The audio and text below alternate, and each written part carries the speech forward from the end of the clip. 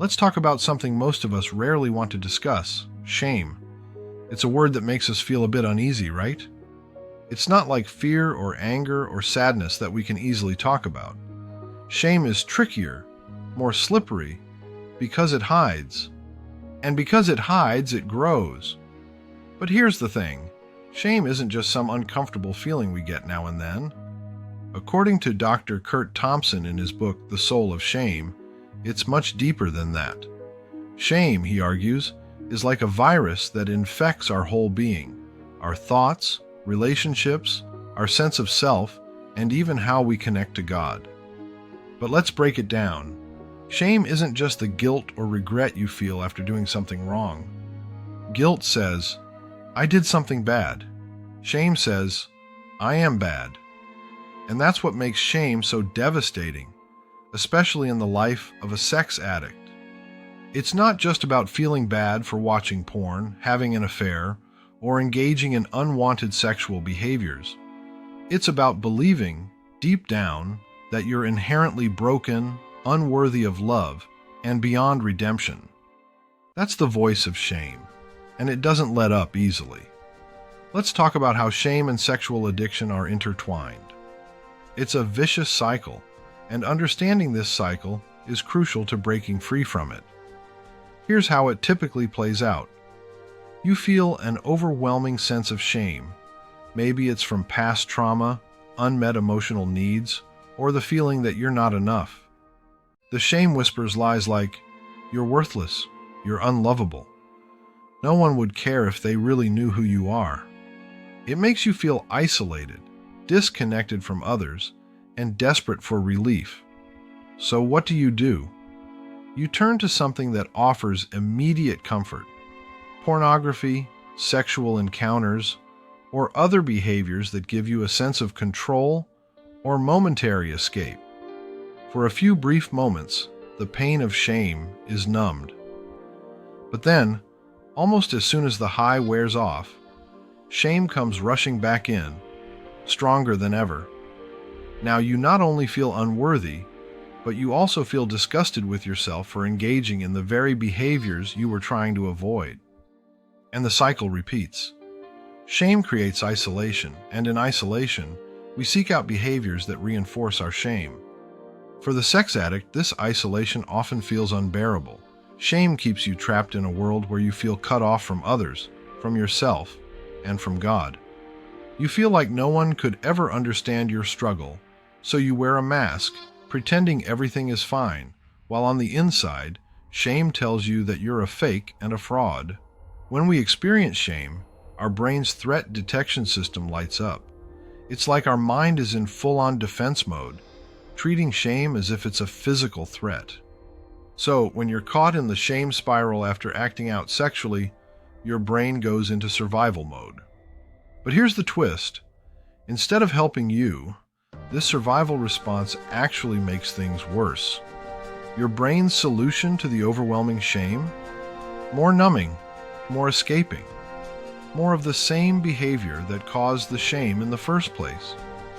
The neural pathways become hardwired to seek comfort in the form of sexual behaviors, and over time, it becomes nearly automatic. You feel ashamed, you act out, and then you feel even more ashamed. It's a neurological trap. But there is hope. While our brains can become wired in destructive ways, they can also be rewired.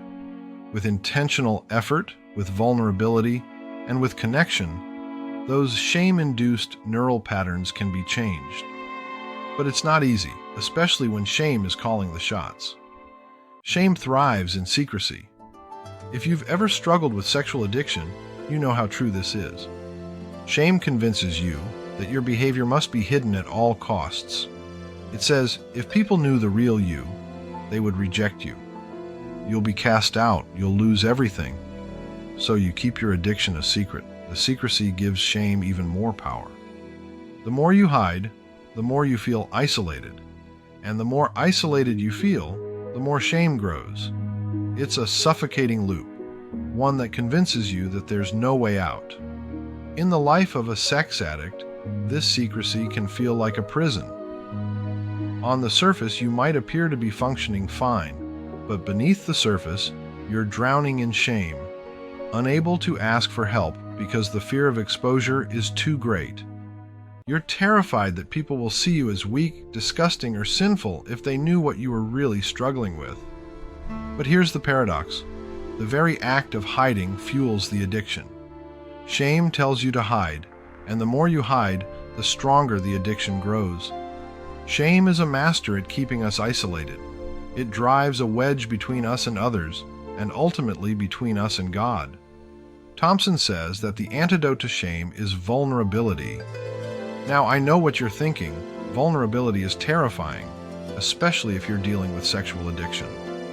How can you be vulnerable when the fear of rejection is so strong? How can you open up when shame has convinced you that you're unworthy of love? But vulnerability is exactly what breaks the power of shame. Shame cannot survive being spoken out loud.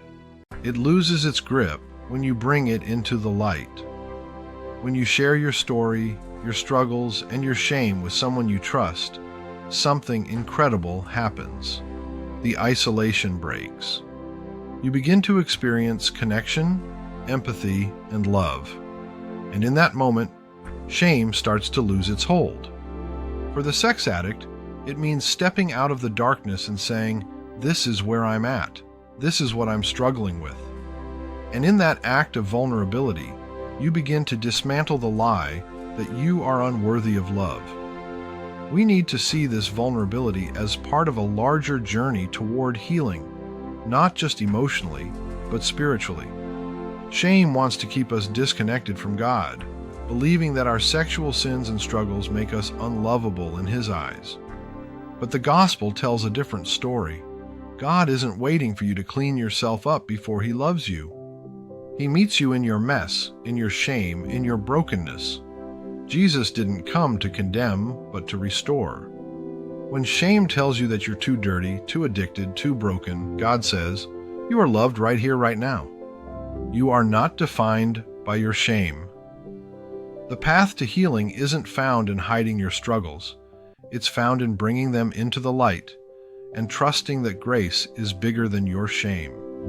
Now, we've talked about how shame and addiction create these well-worn pathways in the brain, but there is hope. The brain can be rewired. Healing doesn't just happen when we stop engaging in destructive behaviors. It happens when we form new connections, both in our relationships and in our neural pathways. This is why community is so vital to recovery. In safe, loving relationships, our brains actually start to heal. When we experience empathy and understanding from others, it begins to rewire the way we think about ourselves. For the sex addict, this means that healing is not a solo journey. It's not something you can white-knuckle through on your own. You need other people, people who will walk with you, listen to you, and remind you of your inherent worth, even when you feel unworthy. In community, shame loses its power. Shame is not the final word in our story. The truth is that you are not beyond redemption. The truth is that there is hope for healing, and it starts with bringing your shame into the light. Sex addiction can feel like a prison built by shame, but the door to freedom is vulnerability, connection, and grace. Shame wants to keep you isolated, but healing comes through stepping into the light, trusting that God's love is bigger than your deepest shame. It's a journey, but one worth taking. Are you ready to let go of your shame? Let's get started.